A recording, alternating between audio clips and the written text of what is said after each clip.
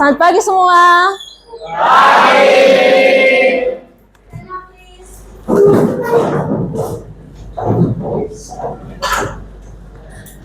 Greetings.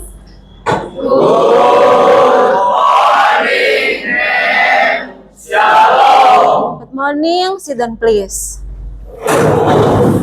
Ya, sebelum kita memulaikan pembelajaran kita di pagi hari ini, kita akan awali semuanya dalam doa. Siapa yang boleh pimpin doa?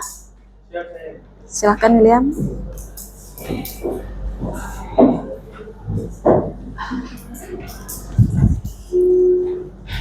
Teman-teman, mari kita berdoa.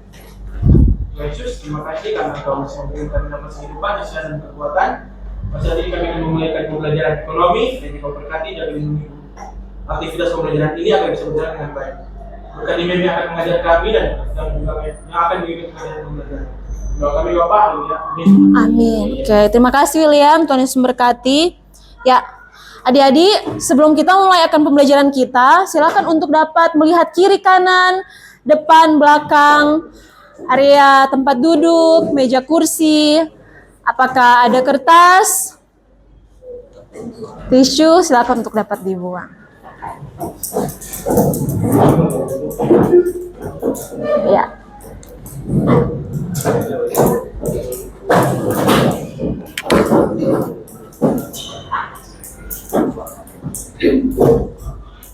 Oke, sudah bersih? Sudah, oke, mantap. Sekarang kerapian seragam kalian. Seragam kalian silakan untuk dapat berdiri. Mem akan cek apakah semuanya memakai sesuai aturan. Oke, sudah. Ya, luar biasa. Mantap, silakan duduk semua. Berarti tandanya siap untuk belajar. Ada yang belum sarapan di pagi hari ini? Sudah? Sudah semua? Berarti siap lagi untuk belajar karena sudah diamunisi dengan sarapan pagi.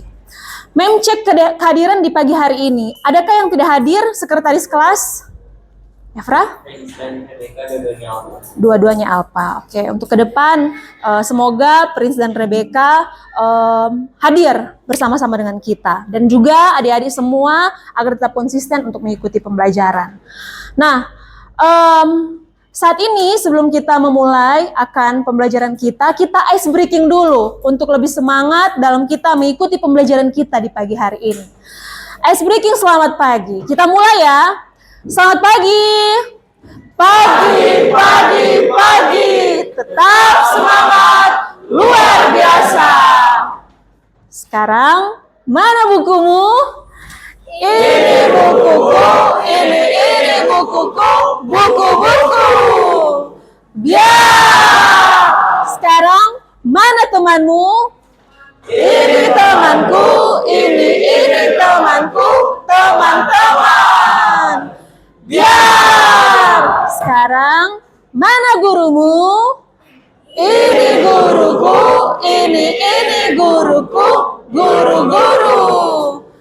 Ya, oke, luar biasa. Berarti semangat sekali untuk mengikuti pembelajaran. Sekarang, ada yang masih ingat materi kita pada minggu yang lalu? Ya, Giselle? Hukum penawaran. Di dalamnya ada penawaran dan fungsi penawaran. Oke, tepuk tangan untuk Giselle. Nah, sebelumnya, Mem mau bertanya kepada adik-adik sekalian. Di manakah kalian melakukan pembelian dan penjualan? Di pasar. Di Golden. Golden itu berarti pasar modern. Kalau pasar tradisional? Iya, pasar 45. Iya. Oke, kalau supermarket itu golongan pasar apa? Pasar modern. Ya, baik. Selanjutnya, saat melakukan pembelian, apakah kalian pernah bernegosiasi? Pernah. Contohnya seperti apa? Tawar menawar. Oke, baik. Selanjutnya, apakah kalian pernah melihat transaksi tawar menawar harga di pasar? Pernah. Ada yang boleh memberikan contoh di depan? Siapa yang? Oke. Dominik, penjual, pembeli siapa? Oke, silakan. Penjual dan pembeli. Silakan. Devon dan Dominik. Oke, siapa yang akan menjadi penjual? Penjual Dominic, boleh dari sini. Oke, menjual apa? Oke, Mem ambil, anggaplah ini vas bunga untuk dijual.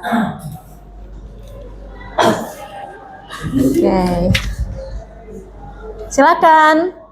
Visi, Iya, ada apa? mau beli vas bunga. Oh, ini satu vas bunga 15.000. Aduh, kemahalan itu harganya.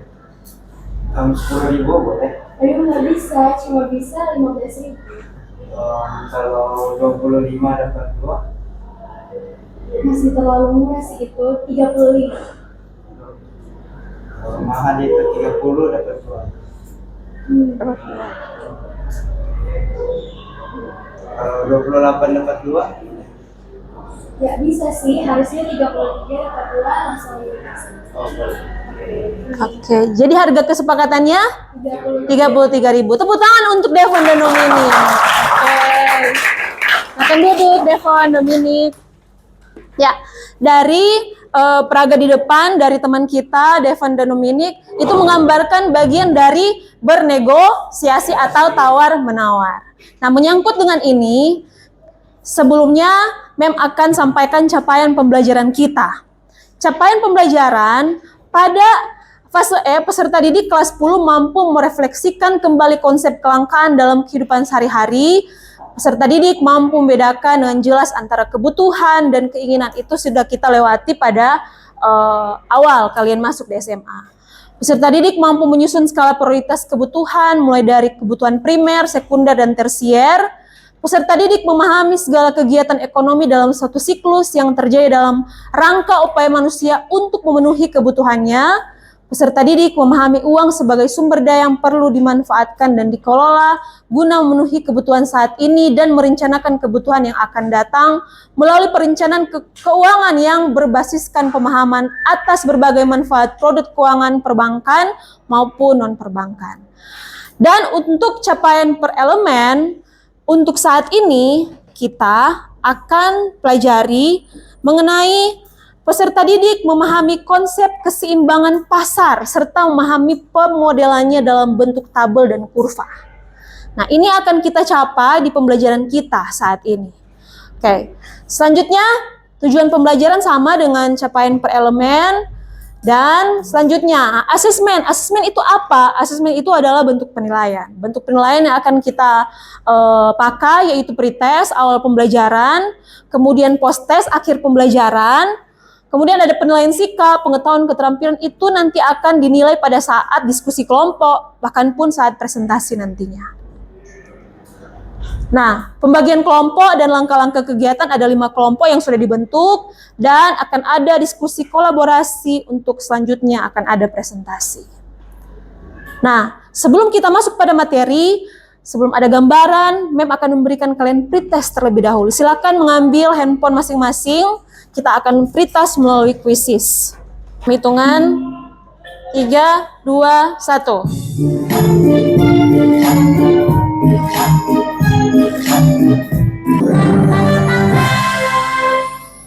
Oke. Siapa ini? Liam Paine itu siapa? Oh, William. Ya, juara 1 William, juara 2 Natalia, juara 3 Bahagia. Tepuk tangan untuk mereka bertiga. Oke. Kalau berkaitan dengan bernegosiasi berarti akan ada tawar-menawar dalam apa? Dalam penjualan dan pembelian. Yang terjadi di mana? Menurut pasar. Oke. Sebelumnya silakan untuk dapat memperhatikan bagian video yang akan ditayangkan.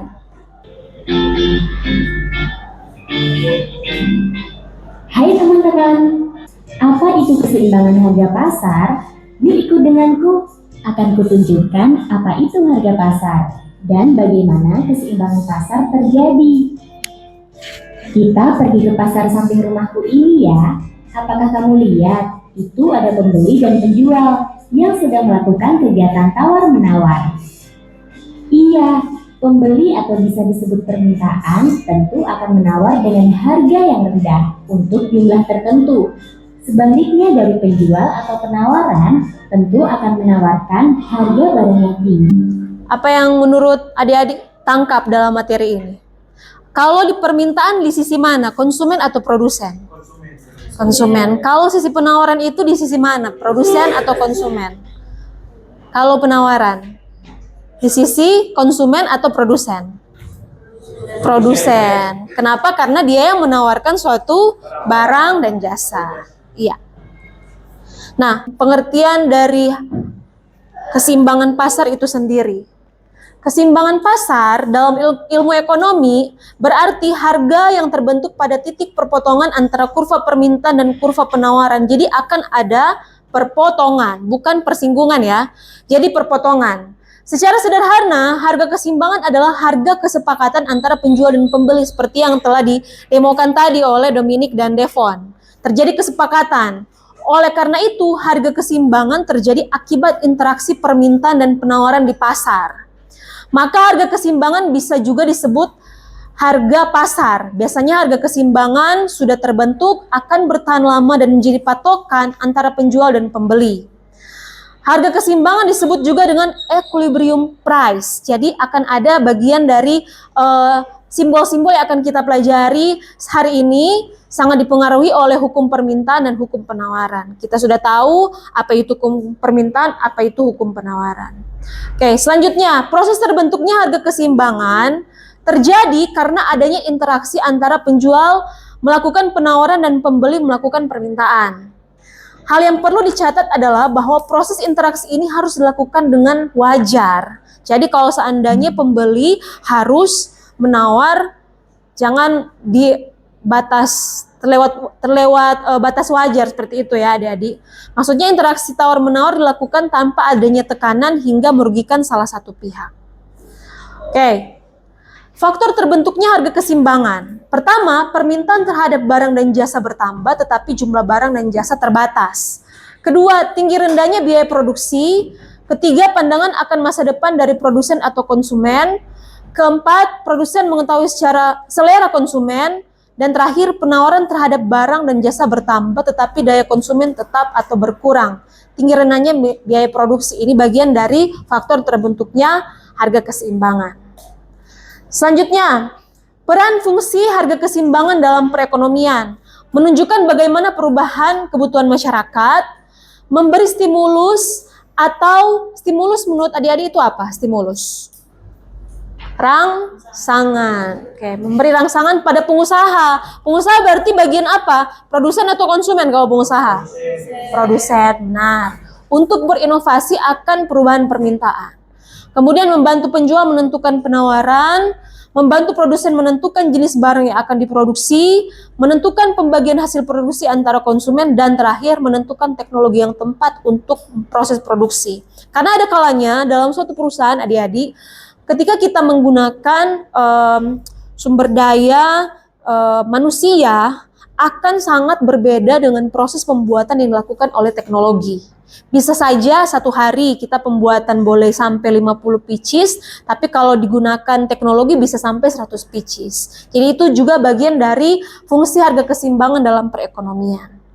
Nah, selanjutnya, bagaimana caranya menentukan harga keseimbangan? Ada 3 cara. Pertama, menggunakan tabel. Di sini terlihat harga berapa dan pada kuantitas berapa barang yang diproduksi. Menurut kalian, adik-adik, di harga berapakah terjadi keseimbangan pasar?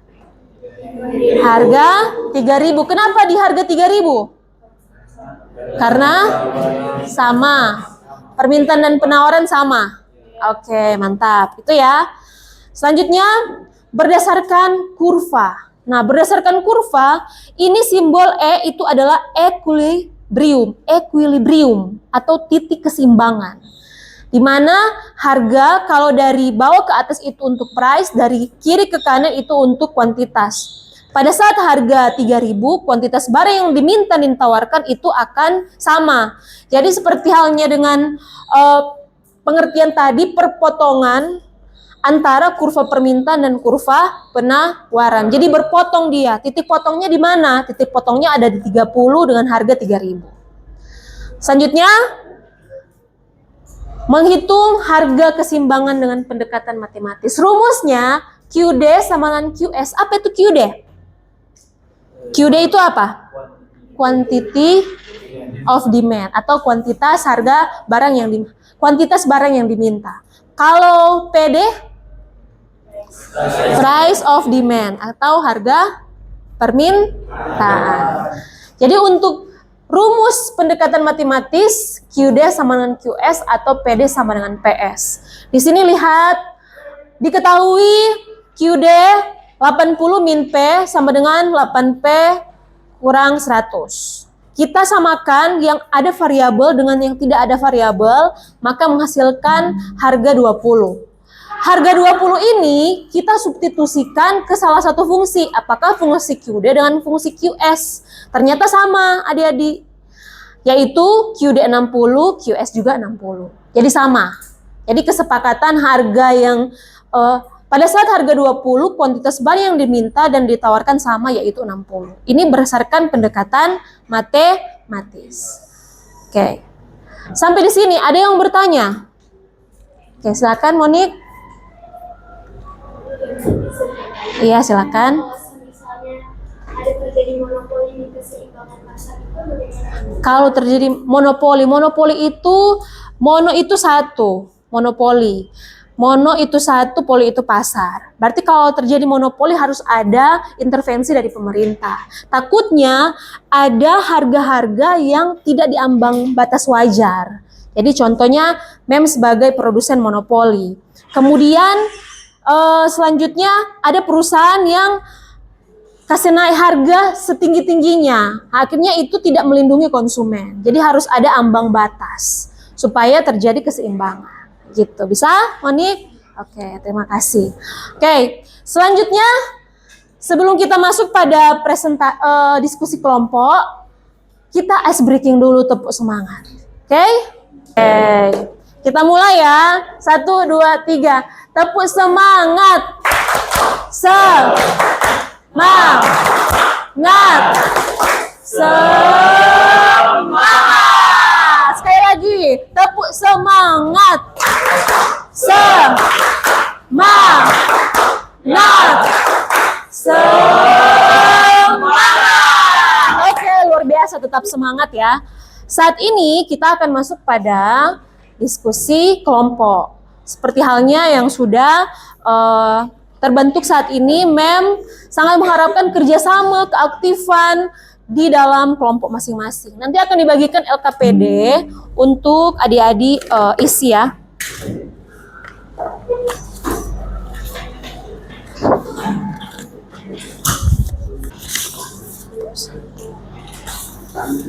Kedua, ketiga, keempat, kelima. Ya. Silakan untuk mendiskusikan bagian pertanyaan yang telah diberikan dan jawabannya nanti kalian akan presentasi di depan, dimuat di karton ini. Jadi akan dimuat di karton kemudian dipresentasikan. Nanti akan diberikan karton masing-masing kelompok.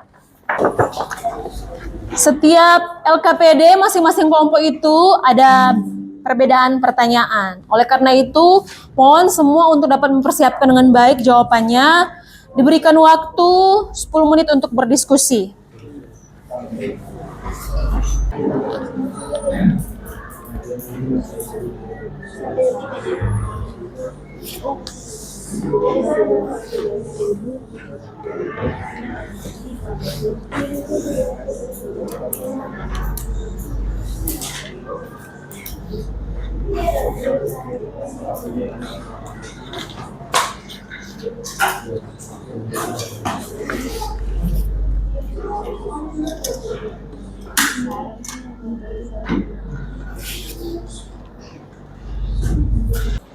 Semua kelompok sudah siap dengan bahan presentasinya?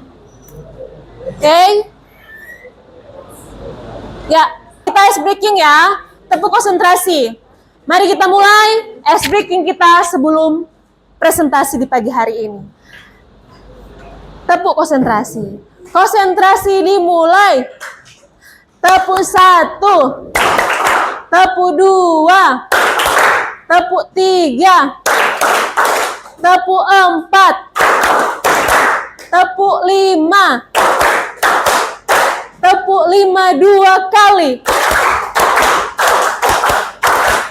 Oke, luar biasa. Saat ini kita akan masuk pada presentasi dari kelompok 1, diberikan kesempatan. Siap. Shalom, selamat pagi.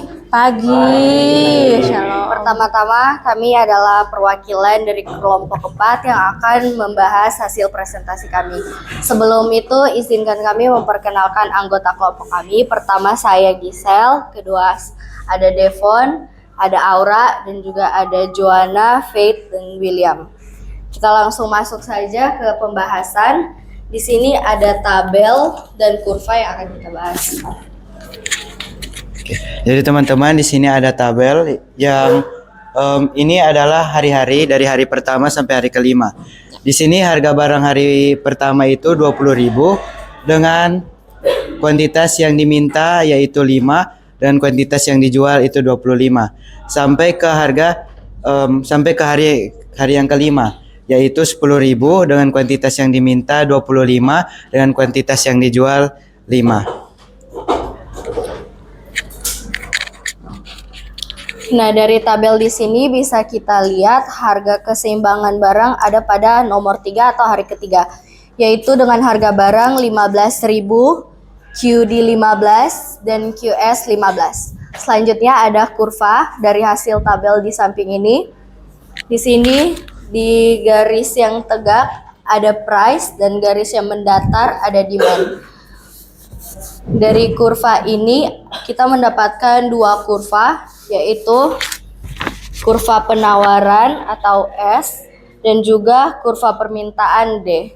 Pada kedua kurva ini kita mendapatkan titik equilibrium atau harga keseimbangan sesuai pada tabel, yaitu price 15.000 dan kuantitas 15. Dan terakhir kita akan masuk pada kesimpulan. Kesimpulan yang bisa kita dapat dari tabel dengan kurva ini, dari hari pertama kan kita sudah mengetahui bahwa hari pertama itu 20.000 sampai hari kelima yaitu 10.000. Nah, di sini teman-teman dari harga-harga ini kita bisa lihat bahwa di 15.000 ini menjadi titik keseimbangan dengan QD itu 15 dengan QS-nya 15. Jadi ada kesepakatan dari penjual dan pembeli. Sekian dari kelompok kami, terima kasih. Oke, terima kasih. Tepuk tangan untuk kelompok 4. Diberikan kesempatan bagi kelompok yang lain untuk bertanya. Silakan Bahagia. Ya. Saya berada di kelompok 1 yang bertanya. Di sana kelompok menjelaskan apa yang terjadi jika harga pasar berada di bawah harga keseimbangan.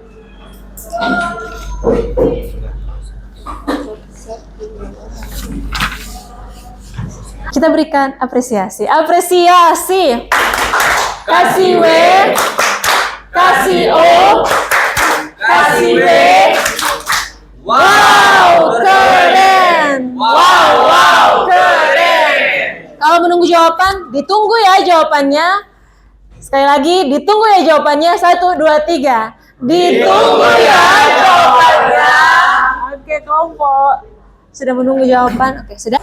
Izinkan saya menjawab pertanyaan dari kelompok 1. Jadi tadi kan ditanya jika harga pasar di bawah harga keseimbangan. Jawabannya itu akan terjadi kelebihan permintaan sebab permintaan itu akan meningkat dan penawaran menjadi berkurang. Apakah bisa diterima? Oke, terima kasih. Sekian dari kelompok 4. Terima kasih. Oke, terima kasih. Tepuk tangan untuk kelompok 4. Ya, luar biasa. Silakan duduk kelompok 4. Tuhan berkati. Terima kasih, Ya. Mbak. Ada yang bisa 1 orang atau 2 orang yang bisa memberikan konfirmasi mengenai materi kita hari ini, mengenai keseimbangan pasar. Ada? Ya, silakan. Revan. Ya. Karena saya Revan Pauling dan saya perwakilan kelompok 1. Ya. Ini saya akan konfirmasi materi yaitu tentang harga keseimbangan pasar. Iya. Dari materi ini kita bisa mengetahui bagaimana dengan cara belajar harga keseimbangan tentang permintaan dan penawaran. Iya. Kita bisa mengetahui cara kita untuk, kalau saya menjadi produsen, cara kita untuk menawarkan suatu barang kepada konsumen. Iya. Dan juga sebaliknya, kalau saya menjadi konsumen, saya bisa Tawar-menawar. Jadi lebih memudahkan kita Memudahkan. untuk mengetahui bagaimana cara kita menjadi produsen dan konsumen. Oke, ya. Silakan duduk, tepuk tangan untuk Revan.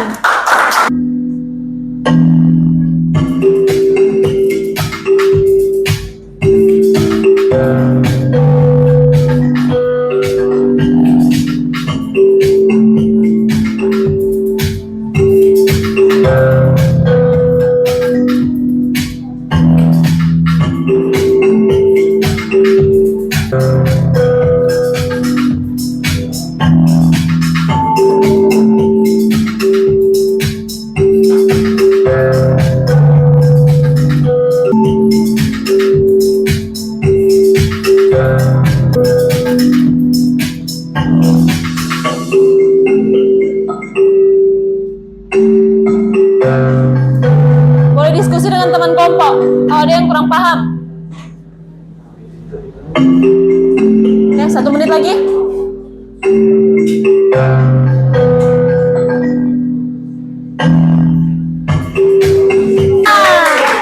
Oke, tepuk tangan. Peringkat untuk postes kita di saat ini, peringkat ketiga, kedua, pertama dimiliki oleh, kalau ketiga siapa tadi? Teresia. Kedua, Aura. Pertama, tepuk tangan untuk mereka bertiga. Yang lain juga, menurut adik-adik dari pembelajaran kita pagi hari ini, adakah yang dapat menyimpulkan bagian pembelajaran kita di pagi hari ini? Oke, Monik, silakan. Kesimpulannya adalah Kesimpulan. keseimbangan pasar itu bisa terjadi kalau misalnya ada kesepakatan Kesepakatan. antara penjual dan pembeli. Iya. Kalau misalnya tidak ada kesepakatan, itu tidak akan terjadinya keseimbangan pasar. Tidak akan terjadi keseimbangan pasar ketika tidak ada kesepakatan. Oke, berikan tepuk tangan untuk Monik. Dan yang berharap itu menjadi perwakilan untuk kita bersama dalam pembelajaran kita saat ini. Ya, kalau dari Mem secara pribadi ataupun kita semua, kalau berkaitan dengan ekonomi, kesimpulan untuk harga keseimbangan merupakan ilmu dasar yang harus dipahami. Karena apa? Sama seperti yang Monik sampaikan tadi, ada hal yang harus disepakati bersama.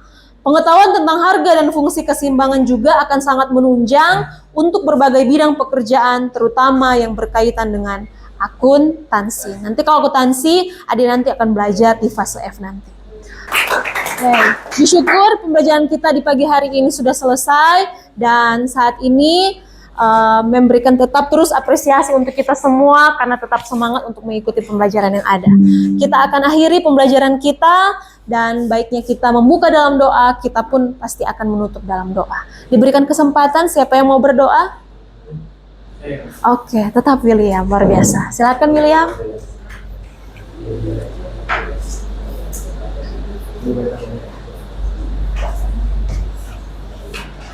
Baiklah teman-teman dan Tuhan Yesus, terima kasih karena Engkau sudah memimpin jalannya pembelajaran ekonomi dari awal, pertengahan hingga berakhir dengan baik.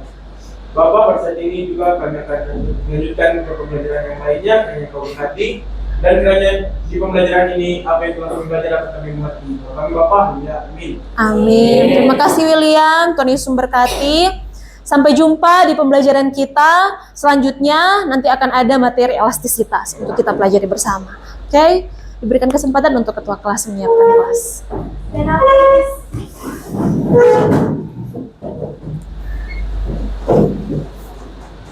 Say thank you. Thank you, God bless you. See you next time. Shalom. God bless you. See you next time. Shalom. Sit down please. See you next again. God bless you.